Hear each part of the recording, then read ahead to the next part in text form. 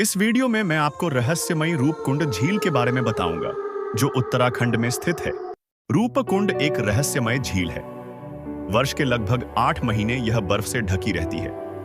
इस बर्फ से ढकी झील के चारों ओर रहस्य का जाल बिछा हुआ है। जब बर्फ पिघलने लगती है, तब इस जलाशय के पास एक एक करके कई कंकाल दिखाई देते हैं, जिससे पर्यटकों और स्थानीय लोगों के बीच डर का माहौल बन जाता है।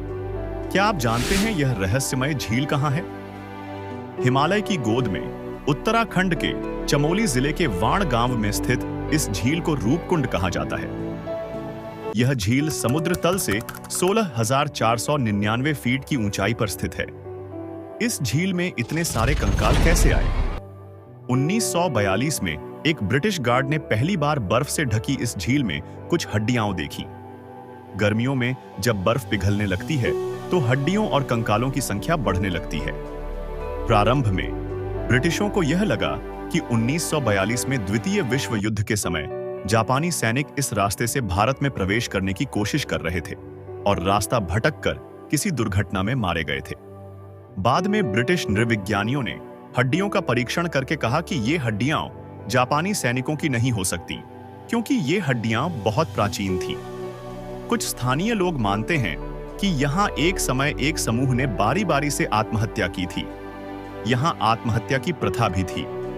यहाँ तक कहा गया कि झील में प्रेतात्माएं रहती हैं, जिससे कुछ पर्यटक रूपकुंड अभियान पर जाने से डरने लगे। रहस्य की तह तक जाने के लिए 2004 में रूपकुंड में एक अभियान किया गया। पता चला कि ये कंकाल 9वीं शताब्दी के थे। वैज्ञानिकों की एक अन्य टीम का कहना था कि हड्डियों की उम्र लगभग 200 साल के आसपास है। भीषण ठंड के कारण हड्डियां और मांस सालों तक लगभग सुरक्षित रह गए। कुछ कंकालों पर मांस लगे होने के कारण उनकी उम्र का अनुमान लगाना मुश्किल हो गया था। वैज्ञानिकों ने इनमें से 2 समूहों की पहचान की। एक समूह के सदस्य एक ही गोत्र के थे, जबकि दूसरा समूह एक आदिवासी जाति का था। स्थानीय एक लोक कथा के अनुसार एक देवी के नाराज होने पर शिलावृष्टि हुई थी, जिससे उस क्षेत्र के सभी निवासियों की मौत हो गई थी। स्थानीय लोग इस देवी को नंदा देवी राज जाट कहते हैं और इन कंकालों को उन्हीं का मानते हैं। एक अन्य कथा के अनुसार यशोधवल नामक एक राजा की गर्भवती रानी का गर्भस्थ शिशु रूपकुंड में गिर गया था। उसकी आत्मा ही पर्यटकों पर हमला करके उन्हें मार देती थी। ये कंकाल उन्हीं मृत पर्यटकों के थे। हालांकि वैज्ञानिक कुछ और ही कहते हैं। कई साल पहले स्थानीय गाइडों की मदद से एक तीर्थ यात्री दल यहां आया था। अचानक हुई भीषण शिलावृष्टि के कारण पूरे दल की मृत्यु हो गई।